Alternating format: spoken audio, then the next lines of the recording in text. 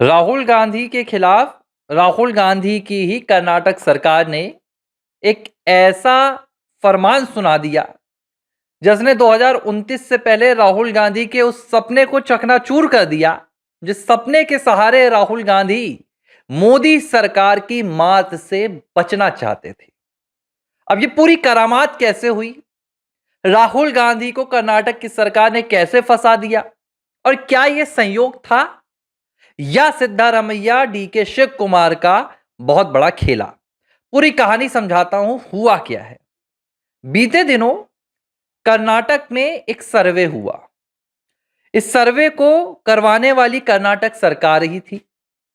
कर्नाटक सरकार ने एक एजेंसी को यह जिम्मेदारी दी और सरकार ने कहा कि भाई हमें 2024 के लोकसभा चुनाव के बाद यह सर्वे करके बताओ कि कितने लोगों का भरोसा चुनावी प्रक्रिया पर आज भी बना हुआ है। कितने लोगों को लगता है कि वोट चोरी जैसा कोई भी कॉन्सेप्ट है या नहीं है और कितने लोग ईवीएम पर आज भी भरोसा करते हैं। कर्नाटक सरकार का ये जो सर्वे बाकायदा कर्नाटक में हुआ। लोगों से पूछा गया कि जिस तरह की देश में बातें चल रही हैं, राहुल गांधी बातें कर रहे हैं कि भाई वोट चोरी है, निष्पक्ष चुनाव नहीं है, वोटर लिस्ट में फर्जीवाड़ा है, तरह तरह के सवाल पूछे गए। जब नतीजे सामने आए इस सर्वे के, तो नतीजों ने भारतीय जनता पार्टी को तो खुश किया, लेकिन कांग्रेस के लिए मुसीबत खड़ी कर दी।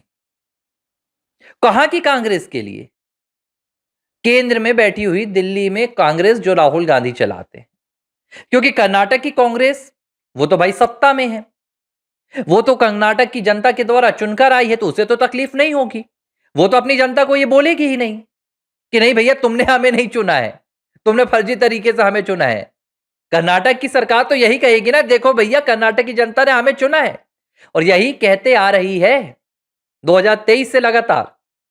लेकिन जिन्हें नहीं चुना गया, दिल्ली वाली कांग्रेस, क्योंकि हर जगह कांग्रेस का जो पूरा ये खेल चलता है अलग अलग चलता है। हिमाचल की कांग्रेस कहती है कि हमें हिमाचल की जनता ने चुना है, हम हिमाचल की जनता के वोट से चुनकर आए हैं, सुक्खू मुख्यमंत्री हैं। तेलंगाना के वहां की कांग्रेस अलग है, रेवंत कहते हैं कि हमें कांग्रेस ने चुना है, हमारी सरकार को यहां की जनता ने चुना है, चुनाव निष्पक्ष हुए। लेकिन जब सारे ये कांग्रेसी, कर्नाटक का कांग्रेसी, आपका तेलंगाना का कांग्रेसी, हिमाचल का कांग्रेसी मिलकर दिल्ली जाता है, तो फिर यह कहता है कि नहीं नहीं चुनाव निष्पक्ष नहीं है। लेकिन यहां की जनता, उसने अपना जवाब दे दिया है, उसने अपना फैसला सुना दिया है। 91% कर्नाटक की जनता जिनसे इस सर्वे में सवाल पूछे गए, उन्होंने कहा कि हमें चुनावी प्रक्रिया में पूरा भरोसा है और किसी भी तरह से कोई भी वोट चोरी वाली कहानी देश में, प्रदेश में नहीं चल रही। इतने ही लोगों ने कहा कि ईवीएम पर भी हमें पूरा भरोसा है। तो सवाल उठ रहा है कि जब कर्नाटक की कांग्रेस की सरकार के सर्वे में राहुल गांधी के वोट चोरी पूरे कॉन्सेप्ट को ध्वस्त कर दिया गया, तो राहुल गांधी कौन सा सर्वे कराते हैं?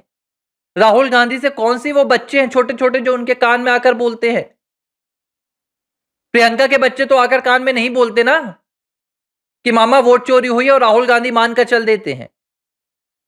इस पूरे सर्वे ने राहुल गांधी की इस पूरी करामात को ध्वस्त कर दिया। कहानी यहां लेकिन खत्म नहीं हुई। अब जब सर्वे आ गया, अपनी ही सरकार के सर्वे से शहजादे एक्सपोज हो गए। सितंबर से अगस्त से लगातार लगे हुए मोदी सरकार के खिलाफ, इतना बड़ा उन्होंने पूरा मुहिम चला दी, देश भर में आंदोलन करने की कहानी खड़ी की, कहीं कुछ भी नहीं हुआ।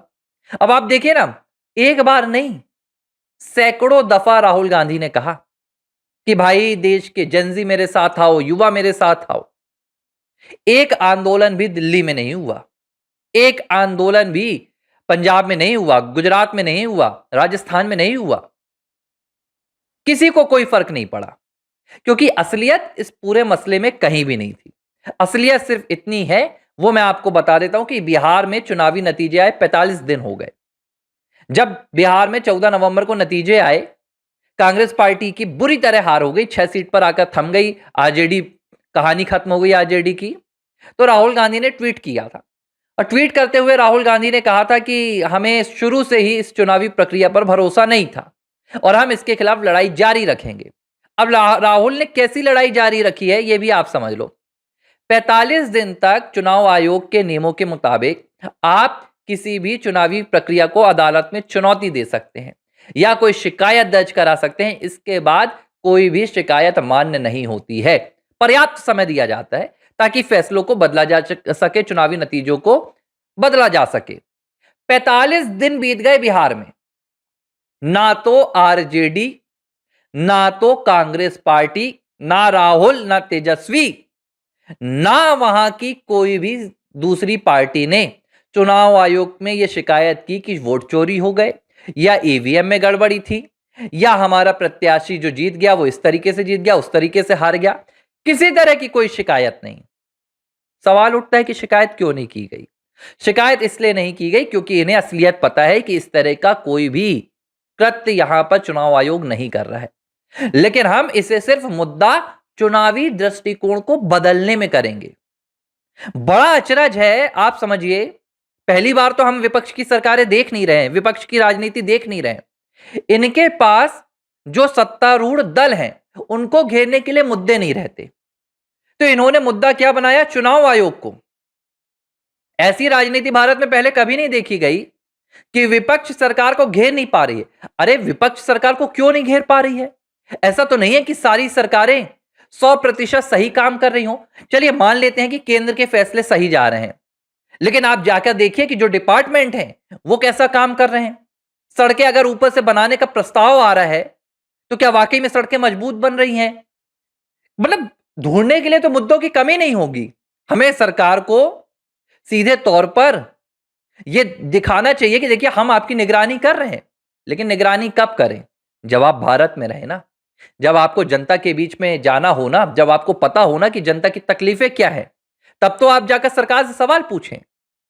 अमेरिका, जर्मनी और मलेशिया से अगर आप मुद्दे लेकर आएंगे तो आपको वोट चोरी वाले ही मुद्दे मिलेंगे, क्योंकि इनका लक्ष्य जनता की आवाज उठाना नहीं होता, इनका लक्ष्य सरकार को अस्थिर करना होता है। और यह बात अब इस सर्वे से तय हो गई है कि राहुल गांधी ने सिर्फ वोट चोरी का मुद्दा भारत की सरकार को अस्थिर करने के लिए उठाया था, ना कि चुनाव आयोग को घेरने के लिए, ना कि चुनाव आयोग के खिलाफ कोई सबूत देने के लिए। अब जब पूरी कहानी सामने आ गई तो कांग्रेस पार्टी की प्रवक्ता हैं सुप्रिया श्रीनेत, वो कह रही हैं कि ये जो सर्वे हुआ है, ये सर्वे एक एनजीओ ने किया है।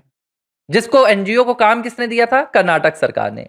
एनजीओ का नाम है ग्राम, और इसके जो एनजीओ के मुखिया हैं वो बाल सुब्रमण्यम नाम के एक शख्स हैं जो पीएमओ में काम करते, जिन्होंने प्रधानमंत्री नरेंद्र मोदी के एडमिनिस्ट्रेशन पर सराहना करते हुए एक किताब लिखी थी। अरे तो भाई कांग्रेस पार्टी की बुद्धिजीवी प्रवक्ता पीएमओ में काम करने वाला हो या प्रधानमंत्री नरेंद्र मोदी का करीबी हो, उसकी संस्था ने सर्वे किया है, लेकिन लोगों ने तो अपना जवाब दिया है।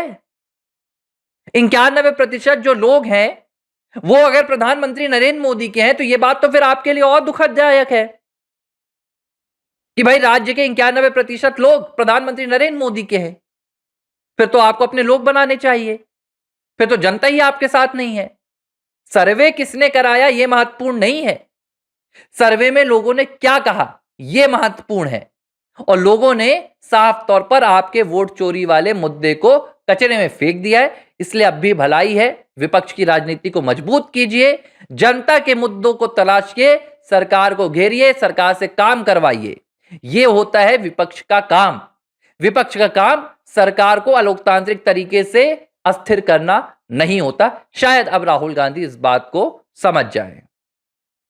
एबीसी हिंदी न्यूज, आज ही जुड़िए हर खबर के साथ।